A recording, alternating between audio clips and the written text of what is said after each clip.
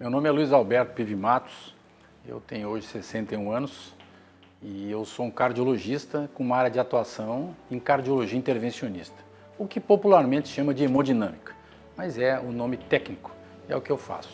Eu estou no Hospital Esperança Recife, vai completar 15 anos, ou seja, se o hospital tem 20 anos, eu tenho 75% da vida do hospital, o privilégio de estar aqui dentro. E foi justamente convidado para um cargo desafiador, que era ser gestor ou coordenador do serviço de hemodinâmica, e que hoje em dia se dá um nome mais completo, intervenção cardiovascular, porque é intervenção cardíaca e vascular. E a minha história, particularmente, tem dados bem interessantes, porque ela junta duas linhas que são inesperadas, que tinham um risco, que tem empreendedorismo e tem paixão, senão elas não seriam possíveis. Eu sou gaúcho de formação, meu pai era cardiologista, minha irmã cardiologista, me formei no Rio Grande do Sul, já faz vários anos, e uma situação comum, como existe em outros estados, eu fui para São Paulo para melhorar a formação e retornar para trabalhar com a família. É uma situação bem conhecida em quem tem núcleo médico em casa. Em São Paulo, o chefe na época, que hoje em dia já não está entre nós, que é um pioneiro da hemodinâmica, José Eduardo Souza, conhecia meu pai e disse, deixa o menino aqui. E o menino ficou, não voltou mais, não cruzou mais uma Pituba. Ficou em São Paulo. E a vida passou, servindo sempre a uma pessoa e uma família, que eu tenho muito orgulho, que era a equipe de cirurgia Dr. Adib, Jatene, Dr. Eduardo Souza e a professora Amanda Souza, que virou diretor do Dante Pazanese e é minha orientadora por muitos anos. E o tempo se foi. E eu atendi o meu chefe até ele se aposentar. Quando ele chegou na aposentadoria, ele avisou a mim e hoje o atual diretor que era hora de parar, que eu procurasse e podia procurar outra situação. E eu estava na época na presidência da sociedade e por uma oportunidade do destino, eu tinha participado de um evento em São Francisco nos anos 90, no lugar do meu chefe. E quem estava pelo Brasil representando a ecocardiografia era o Dr. Jorge Moll, quando o Dr. Jorge era professor, como é de várias coisas que eu vou explicar, de ecocardiografia. Eu acho que ficou alguma semente ali. O tempo passou, as coisas andaram e eu também, aí vem a paixão. Eu estava já no segundo, numa tentativa de acertar a vida pessoal, um segundo casamento, e tinha uma paixão pernambucana, né? Essa paixão tem nome, é cardiologista, é intervencionista, e os dois tinham não acertado na primeira rodada, né? E tinham um desejo, já se conheciam antes, de acertar talvez na segunda rodada. Mas haviam alguns 1000 quilômetros de distância, né, de diferença. E eu mesmo assim topei a parada com ela. Isso começou durante uns 2 anos. Por um acaso do destino, o Dr. Jorge me encontra, o Dr. Jorge Moll, por ter relacionamento, não tinha WhatsApp, mas tinha outros relacionamentos, outras interfaces, né. O Dr. Jorge marca comigo, o Dr. Jorge Moll, que eu sou extremamente grato, marca num hotel em São Paulo e sempre com a objetividade, o cavalheirismo e a empreendedorismo. O Dr. Jorge perguntou, você não quer me ajudar lá diante dessa situação? Sim, senhor, eu sempre trato ele dessa forma. E assim começamos, em 2008. E cá estamos, após 15 anos. Então a história tem desafio, tem empreendedorismo e tem paixão. E aquela tríade que eu acho que nos compõe, né? Então, assim, relacionamento, qualificação, se não fosse qualificado não dá certo, e oportunidade. Então, sempre que essas 3 situações do triângulo se unem, nós temos fatos positivos que a gente avança. Eu cheguei em meados do final de 2008, estava aqui o nosso diretor por muitos anos, que também tinha vindo do Rio de Janeiro, o Dr. Alexandre Lobac, que tinha sido, se eu estou correto, vinha do Barrador, né? E eu acho que nós éramos os 2 egressos de fora, a não ser os colegas aqui de Recife, de Pernambuco. Fui muito bem recebido pelo Dr. Ronald e pelo Dr. Marcelo Ventura, nessa sala maravilhosa, e nós começamos. O começo sempre é difícil para se inserir no meio, né? Eu tinha um ótimo conhecimento de todos, porque era por causa da sociedade médica, sabia o nome de todos, sabia bem, mas é diferente quando você passa a trabalhar na assistência diária, que é desafiadora. E nós fomos caminhando, dia após dia, e foi se consolidando, indo, momentos difíceis, nunca é fácil, nunca tudo é sucesso e nem todo insucesso, como diz aquela frase, é para sempre, né? E estamos aqui. Tá? A gente só tem a agradecer. Se eu devo fazer uma ênfase, eu tenho que fazer uma ênfase à família Ventura e ao Dr. Ronald, pelo recebimento que eu tive, a recepção no começo, extremamente acolhedora, era uma oportunidade, uma situação distinta para mim. Eu saí de trabalhar anos de chefia de estatutário no Serviço Público São Paulo, com a situação na Algacor, mas fortemente centralizada no hospital ligado à Secretaria de Saúde, que é o Dante Pazanese, por uma situação absolutamente de saúde suplementar, né? Então, trabalhar dentro da égide operadora de saúde, que é onde está a nossa Redditor. E agradecer sempre ao Dr. Jorge Moll. O Dr. Jorge Moll personifica diversas atuações. Ele é cardiologista, ecocardiografista, é um dos fundadores da Sociedade Hemodinâmica. Tá? Eu sei porque eu conheço a sociedade com a minha mão, nos livros de formação. O Dr. Jorge sempre teve essa visão de futuro em métodos diagnósticos, intervencionistas. E essa relação de confiança é valiosa, é única, e eu agradeço extremamente a ele. Todas as oportunidades que eu tive. E assim nós fomos caminhando. E entre acertos e erros, a gente não vai tirar o boletim perfeito, mas sempre buscando corrigir, sempre é motivo para acertar, né? E dessa forma atendemos bem aos nossos pacientes.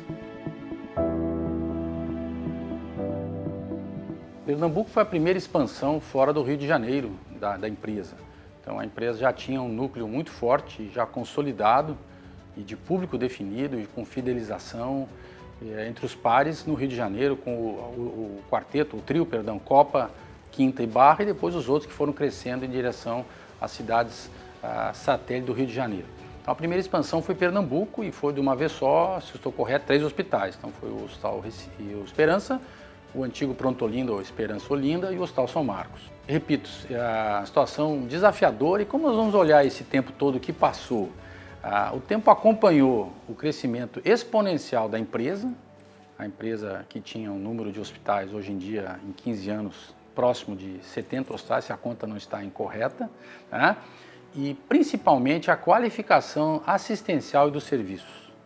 Então, acho que a empresa tem extremamente mérito por uniformizar, padronizar e implementar protocolos de tratamento assistencial. Isso, no começo, nem todos os médicos se agradavam, mas eu já tinha vivido isso e foi mais fácil. Isso é fundamental para trazer segurança aos nossos pacientes e melhorar a qualidade de assistência. Então, o que é notável nesses anos todos? O hospital evoluiu tremendamente na minha leitura, quando a gente olha de fora e tem o privilégio de comparar com outras instituições da Redditor, que também evoluíram todas juntas, em qualificação. Então, seja a qualificação técnica, a qualificação percebida e satisfação do cliente. E nesse tempo de 15 anos, por mais que pareça até um lapso não muito longo, o perfil da população mudou. Então nós chegamos aqui há 15 anos atrás, nós tínhamos uma média faixa etária de doentes que foi subindo de acordo com o envelhecimento da população brasileira. E da mesma forma a complexidade. Então, nós temos uma complexidade maior de acordo com esse perfil. E o hospital foi crescendo nesse sentido. Então nós temos um hospital hoje em dia extremamente profissionalizado, altamente técnico, que exige critérios técnicos para integrar os seus profissionais, de toda a equipe multidisciplinar, dos técnicos, da enfermagem, dos auxiliares, dos gestores e dos médicos que prestam assistência. Esse que eu achei o grande diferencial. E esse vai ser sempre a evolução que não acaba nunca, né? Porque nós vamos ter uma evolução sempre infinita. Não é uma questão de gestão que tem que ser assim, para poder sempre aprimorar. Sempre tem espaço para correções, para melhorias, pequenas mudanças de rumo, para buscar o nosso objetivo maior, atender bem e melhor os nossos pacientes. Então, eu acho que nesses 15 anos é notável a evolução da instituição, como as demais também, mostrando a pujança da Redditor nesse quesito de gestão e uniformização, que foi nitidamente observado aqui. Nesses 15 anos é notável o avanço da hemodinâmica e da cardiologia intervencionista. Hemodinâmica era o nome dado na fundação para a estratégia de medir apenas as pressões cavitárias, isso há 30 anos, 40 anos atrás. E ela evoluiu para a angiografia, que é a angiografia diagnóstica, e depois evoluiu para a intervenção nos anos 70. O que nós temos hoje em dia nesses 15 anos? Nós segmentamos o coração e foi avançando as possibilidades de tratamento por catéter. Então nós temos, primeiro, o coração com um órgão visto estruturado. Então ele tem a sua circulação pelas artérias coronárias e a intervenção consolidada com os stents, com métodos de imagem, com ultrassom, com avaliação funcional invasiva. E o avanço mais expressivo, isso já tinha uma certa situação já já bem sedimentada por diretrizes, estratégias, houve aprimoramentos em materiais, mas o grande avanço que chama-se cardiologia estrutural por catéter. Então se passou a tratar doenças extremamente complexas, que eram possibilidades apenas do cirurgião, como tratar as duas válvulas esquerdas principais, que é a aórtica e a mitral, com catéter, que é o que chama hoje em dia já também ganhando esses nomes, acrônimos em inglês, de TAV. Então nós temos possibilidade de tratar por catéter a válvula aórtica, que acomete principalmente uma população de idosos, nós comentamos previamente da envelhecimento da população, e da válvula mitral. E as outras duas válvulas, nós temos 4, também já vão caminhando para o mesmo destino de ter atuação por catéter. As do lado direito também, a tricúspide pulmonar. Ou seja, hoje em dia não se faz nada sozinho, nós precisamos do apoio de todos e do cirurgião cardíaco também, sem ele nada se avança. Mas é nítido que as possibilidades de tratar as pessoas, os pacientes, por catéter, sem precisar procedimento mais invasivo como a esternotomia ou uma cirurgia aberta, são inquestionavelmente mais amplas, com segurança e com eficácia. O que eu posso dizer para os novos intervencionistas? Que façam uma boa formação. Que parece meio vago dizer isso. No começo se precisava 2 anos de formação, que é o que eu fiz e vários fizeram. Eu já acho que hoje em dia nós vamos para 3 anos, porque as complexidades aumentaram e você consegue somente formar bons profissionais aptos a esses desafios dessas doenças com mais volume. Então que eles tenham instituições de treinamento, como existe dentro do país, com volume maior. Porque você tem que chegar nessa ponta de liderança, como é trabalhar num hospital desse, com profissionais experientes que têm um volume. Ele não tem como adquirir volume com pessoas que já estão querendo um tratamento satisfatório. Então aqui não é o local de treinamento ainda para isso. Então existem locais para ele, tem que chegar já pronto para poder atender essas pessoas. Então, de novo, se qualifiquem muito bem, se mantenham atualizados, tem diversas maneiras de educação continuada e a sugestão que eu já tenho comentado no nosso meio, que talvez a formação se estenda um pouco mais adicionalmente para quem desejar ter a oportunidade de tratar essas doenças mais complexas estruturais. Todos os casos, pelo menos para mim, são sempre um caso inédito. A doença coronária, particularmente, se apresenta de maneira particularizada e individualizada, como eu sempre digo para todos. Então, todos os dias nós temos desafios. Ontem mesmo tínhamos um colega próximo, médico, e esses exames diagnósticos prévios de doença cardiovascular promovem, como foi comentado, muita ansiedade, muito questionamento, que é o órgão-alvo principal da vida, como todos são, mas ele é de fato o nosso motor, é o que nos faz funcionar do ponto de vista fisiológico. Então, eu não conseguiria pontuar especificamente um caso, porque o desafio é diário. Cada vez que eu vejo um paciente, é sempre um desafio novo, e nesses diversos 15 anos as emoções são diárias. A gente sai de um para o outro, isso gera envolvimento e gera expectativa e grande responsabilidade. E uma palavra que eu gosto muito, comprometimento com o sucesso. Então você recebe uma expectativa de uma pessoa, de uma família, de um grupo familiar, de uma expectativa que as coisas têm que andar bem, de uma pessoa que está precisando de acolhimento, está angustiada e que precisa de uma solução que você tem, muitas vezes, milímetros para solucionar e as coisas andarem bem. E aí o que a gente utiliza, qual é a ferramenta, se é que isso acho que funciona ainda? Medicina ainda é a arte de acumular experiência.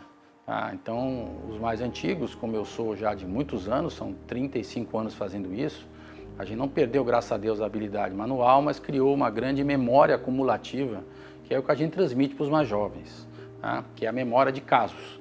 E os casos se apresentam muitas vezes de maneira inusitada.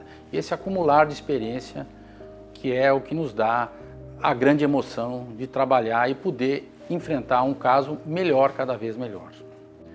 A palavra, quando foi escolhida, Esperança, foi de extrema felicidade. Eu nunca conversei com os fundadores do Hospital Esperança de onde veio este nome. Eu já ouvi umas especulações, porque eu acho que vem do Hope isso, né?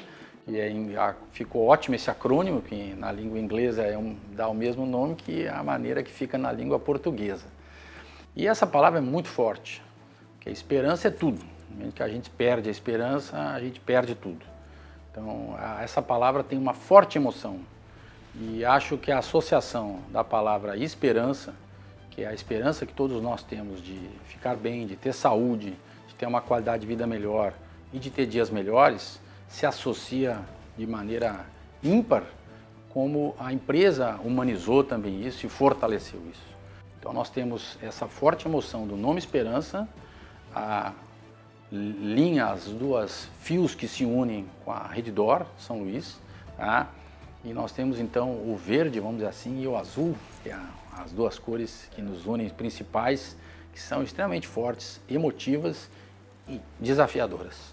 Então esse é o que nós podemos passar, essa forte emoção do nome, da associação e do desafio. Todo dia eu sempre digo, o nosso maior bem é que nossos pacientes saiam bem, que tenham sucesso, que se retornem à sua vida social, laboral e estejam positivos, reabilitados.